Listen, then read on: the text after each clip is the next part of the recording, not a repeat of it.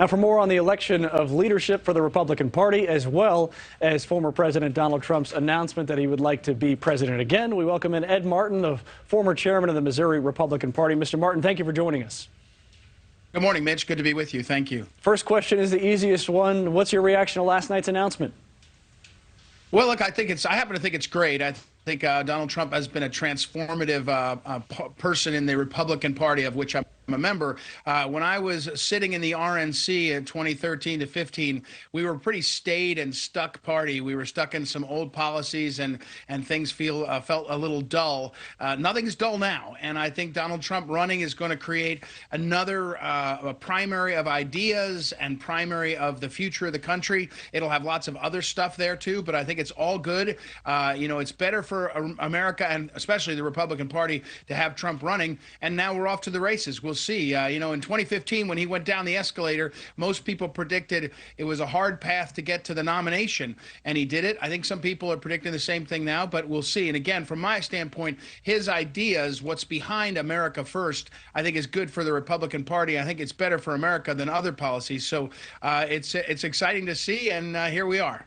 So that is one side of things. There is another side, and it doesn't come from the Democrats. It comes from within the Republican Party, or folks that would normally vote Republican. Bill Cunningham is a conservative radio show host, and he had this to say about Trump's announcement.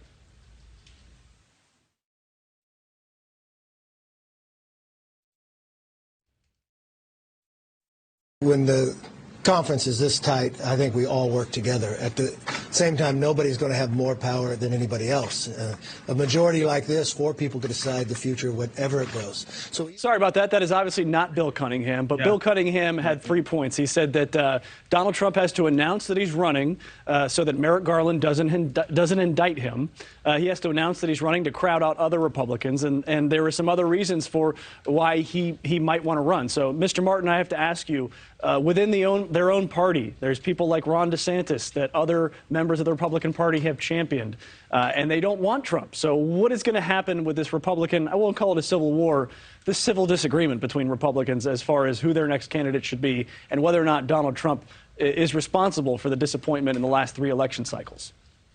Yeah, look, I mean, Rupert Murdoch is reported to have told his, his people that he doesn't want him. There's lots of prominent Republicans that have said they're tired of Trump. I think that's the most interesting criticism, that they're exhausted from Trump. I used to joke, it's not Trump derangement syndrome, it's Trump exhaustion syndrome, because the media and everybody sort of goes Trump all the time. But that's why we have primaries. That's why we have to have this. Look, when Trump declared in 2013, within 2 or 3 weeks, when it looked like he had some interest, there were the party regulars, the poobahs. In fact, even Chris Christie, who's recycled again to say it's not a good idea.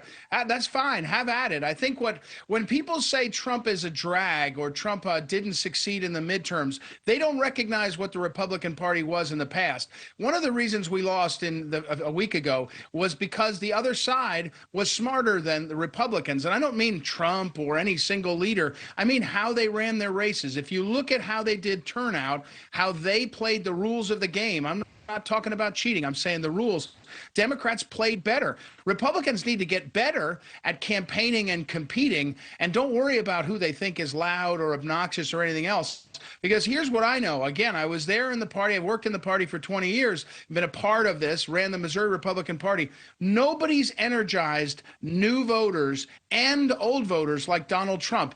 Energy matters. After that, I agree. You've got to get to 50% plus 1. You've got to get electoral college votes. But Donald Trump brings energy and a vision, a different vision. If you want to go back to Jeb Bush, there'll be a candidate for that. If you want to go forward to Trump, imperfect though he may be, there's going to be Trump. And then we'll see. We'll see what happens in a primary, and what happens in places like Iowa and New Hampshire and Nevada. And I think that's, first of all, by the way, I think it's great for you, Mitch, because people are going to be interested in this action, and to be able to cover it and get the inside angle is going to be a real cottage industry. And again, I think that's good for America. Well, you're sitting here talking to me. It's going to be good for you too, Ed. Let me ask you this, though. This is the earliest that a non-incumbent has announced that he is going to run for president.